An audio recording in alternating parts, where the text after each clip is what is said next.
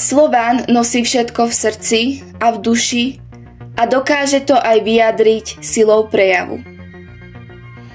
Podľa Wikipédie najvýznamnejší predstaviteľ slovenského národného života, podľa niektorých Ujo s veľkou bradou.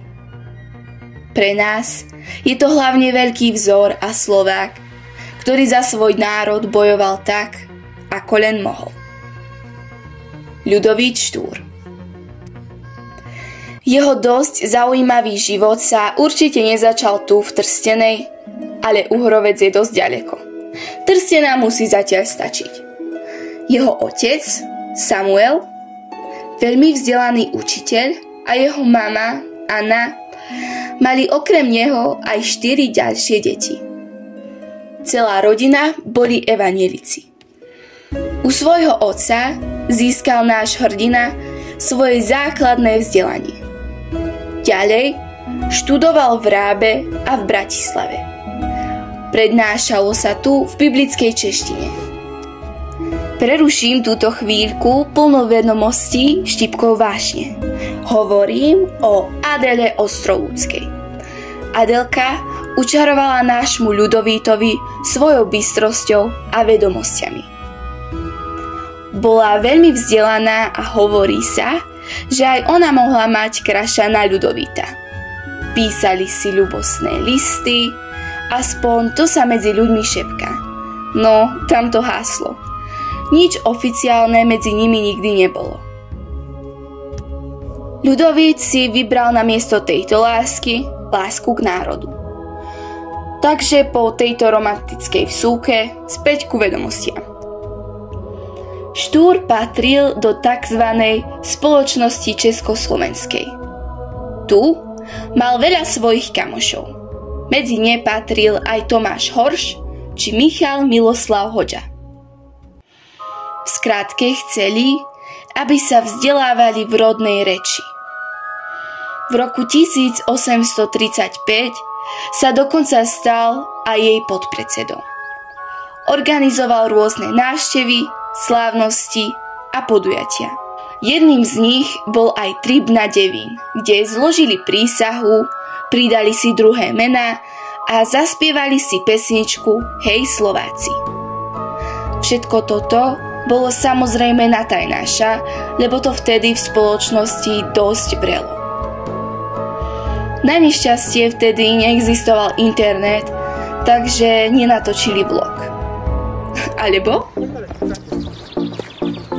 Takže čaute, dneska tu natáčame vlog z Devína s mojimi chálami. Ideme si zmeniť meno. Čiže ja som Hoďo a budem Miloslav. A oni už neviem, ako majú plány. Takže dáme vám vedieť, či sme to zvládli a či sme hore.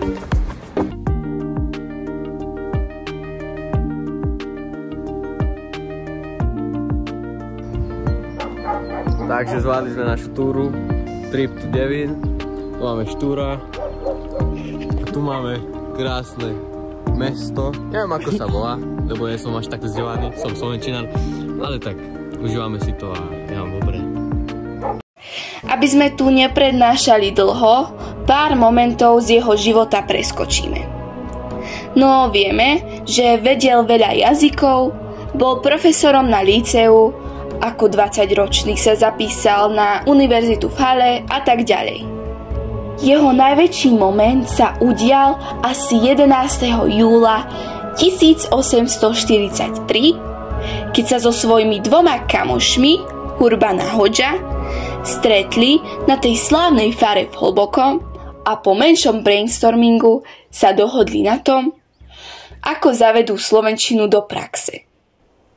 Neskôr sa stretli aj s Jánom Holým, prvý Bernolákovec, ktorému o tomto povedali.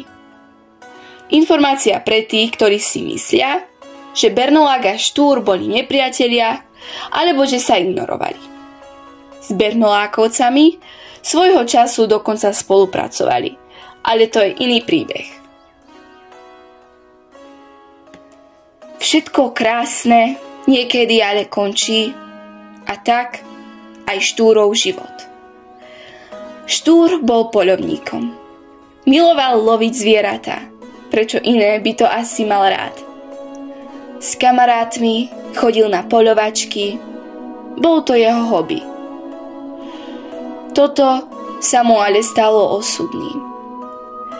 Keď chcel na jednej poľovačke preskočiť cez údajný potok blízko Modry, postrel sa do stehna a na následky zranenia potom v Modre o 9 hodine večernej aj umiera. Inšpiratívny príbeh s tragickým koncom tak, ako sa na hrdinu patrí. My si Štúra berieme za vzor a chceme svoj národ milovať, ako ho miloval on. Čo ale znamená pre iných ľudí? Tak, ľudový Štúr pre mňa znamená tak, ako to som nič.